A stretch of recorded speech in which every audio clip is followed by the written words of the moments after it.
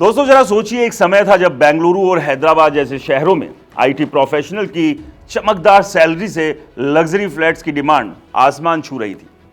High paying jobs, bonus, stock options सब मिलाकर लोग बड़े बड़े घर खरीद रहे थे, किराए पर लग्जरी अपार्टमेंट्स ले रहे थे। लेकिन अब तस्वीर बदल रही है। आईटी सेक्टर में छटनी का सिलसिला थमने का नाम नहीं ले रहा है और इसका सीधा असर रियल एस्टेट पर पड़ रहा है। निफ्टी रियलिटी इंडेक्स लगातार 7वें दिन गिरा, 920 से नीचे 843 तक पहुंच गया और करीब 8% की गिरावट हो चुकी है। सवाल यह है कि एक्सपर्ट्स क्यों चिंता जता रहे हैं? आईटी की छटनी से रियल एस्टेट में मंदी आएगी? तो चलिए इस पूरी कहानी को समझते हैं। दोस्तों, भारतीय आईटी सेक्टर जो कभी जॉब्स का खजाना था, अब एआई और ऑटोमेशन की वजह से बदल रहा है। बड़ी कंपनियां जैसे टाटा कंसल्टेंसी सर्विस, टीसीएस ने 2025 में रीस्ट्रक्चरिंग शुरू की और 2026 में भी छटनी जारी रखी। टीसीएस ने पिछले 6 महीनों में करीब 30,000 कर्मचारियों को जाने दिया, कुछ डायरेक्ट ले ऑफ, कुछ नेचुरल एट्रिशन। कंपनी का कहना है कि यह परफॉर्मेंस और स्किल मिसमैच की वजह से हो रहा है और अगर जरूरत पड़ी तो 2026 में भी जारी रहेगा। सिर्फ टीसीएस ही नहीं, ग्लोबल टेक कंपनियां भी जॉब्स कट्स कर रही हैं और भारत के आईटी हब्स जैसे बेंगलुरु, हैदराबाद, पुणे पर इसका असर सबसे ज्यादा है। अब सोचिए, आईटी वाले ही तो वो लोग हैं जो हाई इनकम वाले सेगमेंट में घर खरीदते हैं। बेंगलुरु को तो सिलिकॉन वैली ऑफ इंडिया कहा जाता है। वहां व्हाइटफील्ड, वेलेदूर, इलेक्ट्रॉनिक सिटी जैसे इलाकों में रेंट और प्रॉपर्टी प्राइसेस आसमान छूते थे क्योंकि आईटी कर्मचारी ही मुख्य बायर्स थे। लेकिन अब जॉब अनसर्टेनिटी की वजह से लोग घर खरीदने से कतरा रहे हैं। एक्सपर्ट्स की माने तो लग्जरी और प्रीमियम हाउसिंग की डिमांड सबसे ज्यादा प्रभावित हो रही है। आरपीएस ग्रुप के डायरेक्टर शशांक गुप्ता कहते हैं कि बेंगलुरु और हैदराबाद जैसे शहरों में लग्जरी सेगमेंट में कम डिमांड का मुख्य कारण आईटी छटनी है। हाई इनकम वाले बायर्स निराश हैं और मिड टू प्रीमियम सेल्स पहले से ही 15% साल दर साल गिर चुकी है।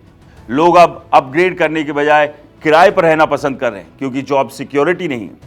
दोस्तों, एक रिपोर्ट के मुताबिक 2025 में टॉप 7 शहरों में हाउसिंग सेल्स 14% गिरकर 9,95,000 यूनिट्स पर रहेगी, जबकि 2024 में 4,59,000 की थी।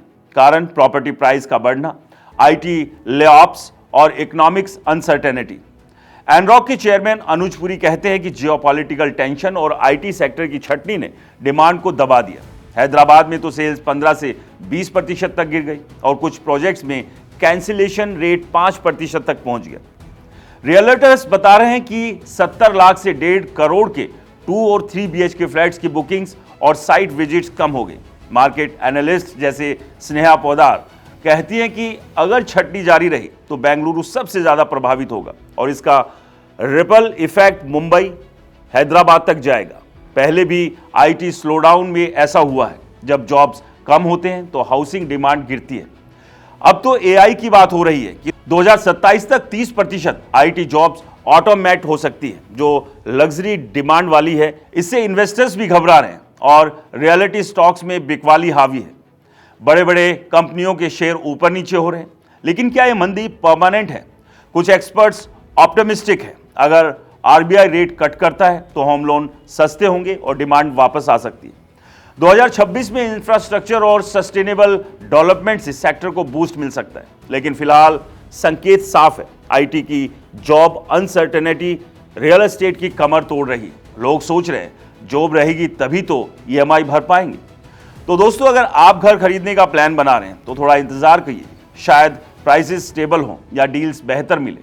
ये वो समय है जब मार्केट खुद को रीसेट कर रहा है। आईटी की चमक कम हुई तो रियल एस्टेट भी एडजस्ट कर रहा है।